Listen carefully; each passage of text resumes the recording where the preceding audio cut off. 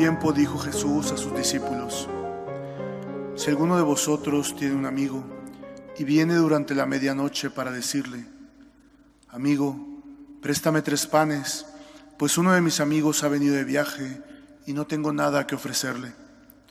Y desde adentro el otro le responde: no me molestes, la puerta está cerrada, mis niños y yo estamos acostados. No puedo levantarme para dártelos.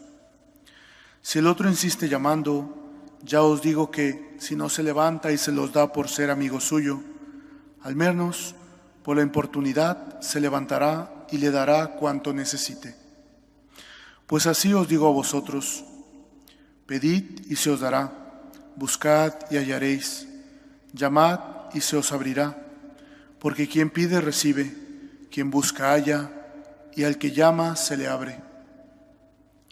¿Qué padre entre vosotros, cuando el hijo le pide pan, le dará una piedra? ¿O si le pide un pez, le dará una serpiente? ¿O si le pide un huevo, le dará un escorpión? Si vosotros, pues, que sois malos, sabéis dar cosas buenas a vuestros hijos, cuanto más vuestro Padre Celestial dará el Espíritu Santo a los que se lo piden. Palabra del Señor.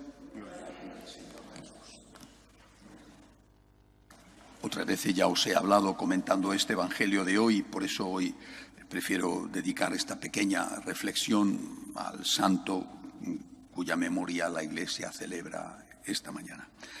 Me refiero a San Juan 23. Hablar de San Juan 23 es hablar de un santo, está canonizado, esto es lo primero. Habrá quien le guste mucho, habrá quien no le guste nada, es un santo, está canonizado. Personalmente, aunque viví y nací en su pontificado, pero no le conocí personalmente como sí a sus sucesores. Se le conocía, y creo que con justicia, como el Papa Bueno. Este fue el título que le dio el pueblo, el Papa Bueno. Un hombre de una gran bonomía, de una gran bondad natural, con infinidad de anécdotas, a cual más simpáticas, ¿no? Pero quizá Juan 23 va a estar siempre unido a la figura, al acontecimiento del Concilio Vaticano II, que fue convocado por él y murió apenas empezado. O sea, después de la primera sesión del concilio, las sesiones duraban 3 o 4 meses, se hacían en el otoño. Después de la primera sesión murió y fue sustituido como vicario de Cristo por Pablo VI, que fue el que llevó a la conclusión el Concilio Vaticano II. Juan XXIII convocó el concilio con una idea. La palabra era aggiornamento, una palabra italiana que no tiene fácil traducción al español. La traducción más ajustada sería puesta al día, poner al día, aggiornar, poner al día. Poner al día no solamente en informarte qué está pasando, ponme al día, ¿no? Cuéntame, sino poner al día en el sentido de actualizar o modernizar. Esta palabra encierra, por lo tanto, un gran peligro. Modernizar, actualizar, ¿con respecto a qué? Con respecto a qué, al mundo. Modernizar en el sentido de mundanizar, poner al día en el sentido de hacer que la Iglesia se acomode al mundo. Ese es el riesgo, y sin duda este riesgo estuvo siempre presente en las distintas sesiones del Concilio Vaticano II. Pero no es lo que quería el Papa Juan. Él, junto a la palabra aggiornamento, utilizó otro concepto: ir a las fuentes, ir a la raíz, volver a la primitiva Iglesia.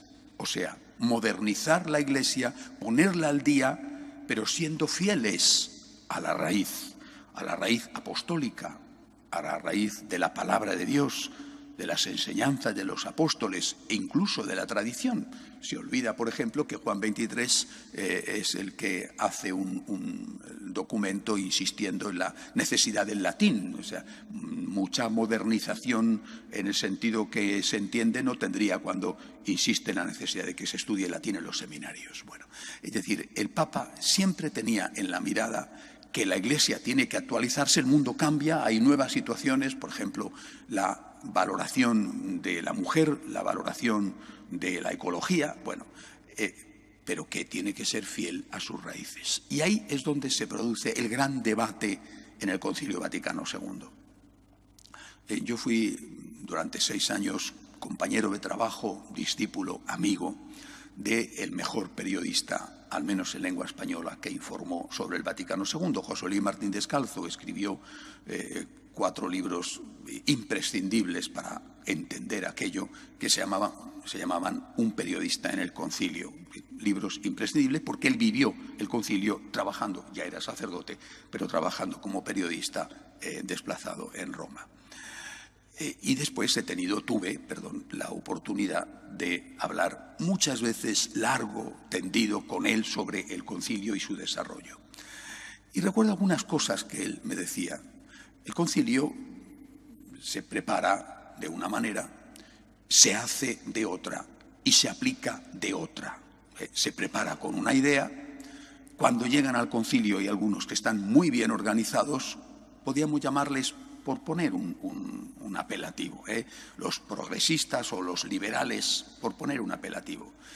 Estaban muy bien preparados desde todos los puntos de vista, organizados, con un verdadero lobby y además con las ideas muy claras de lo que querían conseguir. Mientras que la mayoría de los padres conciliares, el concilio está formado por todos los obispos del mundo, la mayoría de los obispos pues no tenían un plan, iban con la mejor buena voluntad y fácilmente eran llevados hacia donde querían ser llevados por los que estaban organizando extraoficialmente el concilio. Bien, por lo tanto, preconcilio, concilio y después posconcilio. Pero durante el concilio, sobre todo cuando ya viene el Papa Pablo VI y toma las riendas del pontificado, durante el concilio se produjo una cosa, repito, me lo contaba de viva voz Martín Descalzo en su momento, se produjo una cosa que fue el diálogo, llamémosle así porque no era propiamente un diálogo, entre Pablo VI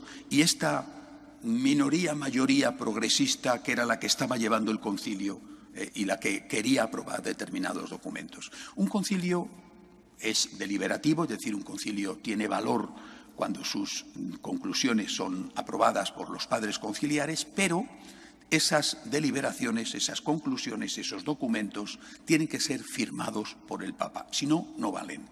Entonces Pablo VI, cuando veía cómo estaba desarrollándose todo, advertía a estos que estaban organizando de facto el concilio y les decía, esto yo no lo voy a firmar. Vosotros podéis hacer lo que queráis, estáis convenciendo a la mayoría de los obispos, pero yo esto no lo voy a firmar. Vamos al choque, porque vais a aprobar una cosa que el Papa no va a firmar y delante del mundo va a ser un escándalo y no va a servir para nada, nada más que para dar un escándalo. Esto yo no lo voy a firmar. Esa era la labor escondida del Papa Pablo VI. Ante esto, pues esa iglesia, sobre todo alemana, holandesa, fundamentalmente en este momento, también francesa, centroeuropea, que era la que marcaba el paso en el Concilio Vaticano II con grandes teólogos. Bueno, este sector dominante, este sector reducía sus pretensiones y se llegaba a acuerdos, a algunos documentos que, como en una constitución de un país, la Constitución española es un documento de acuerdo, un documento de consenso. Esto no es lo que a mí me gustaría, pero tampoco es lo que te gustaría a ti. Vamos a pactar, vamos a firmar entre todos esto que vale para todos. Bien, así se llega a la redacción de los documentos conciliares. Entonces el Papa pudo firmarlos, son documentos que tienen rango de magisterio. Por supuesto, no son palabra de Dios, pero son magisterio de la Iglesia. ¿Cuál es el problema? El problema fue la aplicación de esos documentos, que es lo que se ha llamado el postconcilio. El postconcilio se aplicó no siguiendo la letra de los documentos, sino siguiendo lo que se llamó el espíritu del concilio. El espíritu del concilio, que era una cosa evanescente. ¿Qué significa el espíritu? Aquí dice esto, la Lumen Gentium, la Gaudium et Spes, dicen esto. Y ahora usted me está hablando del espíritu del concilio. En el espíritu del concilio, aplicado por en determinados sitios por ese sector, digamos, progresista o liberal, el espíritu del concilio tenía muy poco que ver con la letra de lo aprobado en el concilio, es decir, lo que firmaron los padres conciliares, y en cambio tenía mucho que ver con las ideas de esa minoría que había manejado el concilio. Y el espíritu del concilio, tal y como ellos lo entendían, no era continuidad ni con la palabra, ni con, por supuesto, la tradición. Los concilios anteriores, incluido naturalmente el gran concilio al cual odian los progresistas, que es el Concilio de Trento. Nada que ver. Estábamos en una ruptura, no en una continuidad. Pablo VI sufrió muchísimo. Estoy convencido de que él, que será pronto canonizado, estoy convencido de que es confesor y mártir, porque sufrió horrores intentando manejar esta situación que se le iba de las manos por su propia naturaleza, por su propia forma de ser. No olvidéis que fue él el que dijo, nada menos que en la celebración de la fiesta de San Pedro y San Pablo en Roma, es decir, un gran acto, lo de el humo del infierno ha entrado dentro de la Iglesia. Aquello se le iba de las manos cada vez más según avanzaba su edad, hasta que llegó Juan Pablo II y cogió de nuevo el timón.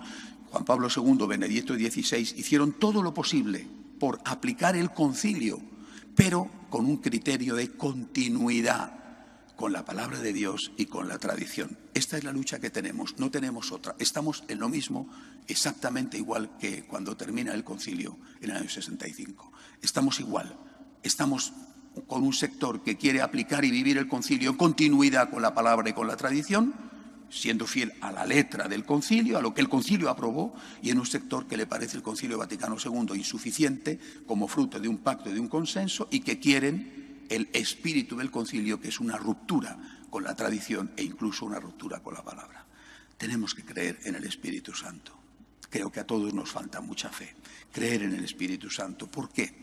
Porque si no creemos en el Espíritu Santo, no creemos que ese concilio sea obra del Espíritu Santo tal y como fue aprobado, pero ¿por qué entonces íbamos a creer que el Concilio de Trento o el Vaticano I sí es obra del Espíritu Santo?